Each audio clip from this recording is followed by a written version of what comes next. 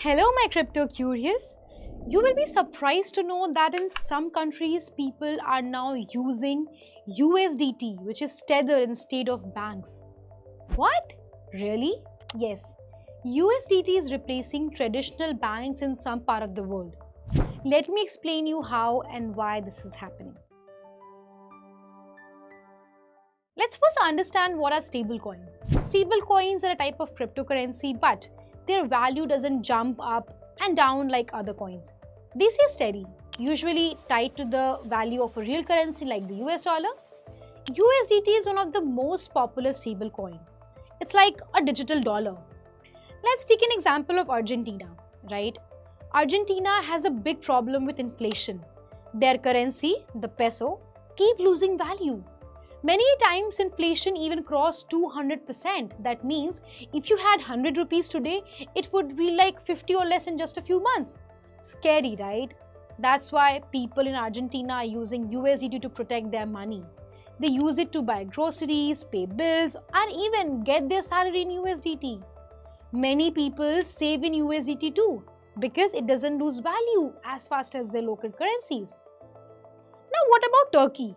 In Turkey, many businesses are using stablecoin like USDT to do cross-border trade. This helps them avoid big losses due to changing currency rates, making payments more predictable. Now, why do people trust USDT? See, because USDT says it's backed by real assets like US dollar, US government bonds and other cash-like things, it's even one of the world's biggest holder of the US government securities.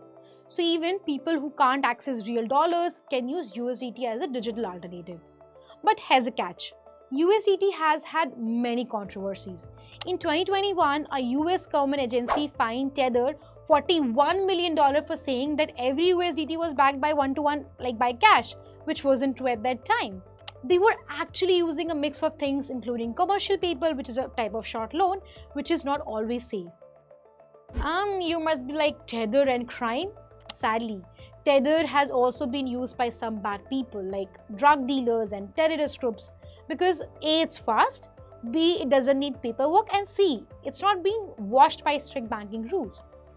The company was first started in the British Virgin Islands and later moved to El Salvador, both places where the rules for cryptos are very relaxed.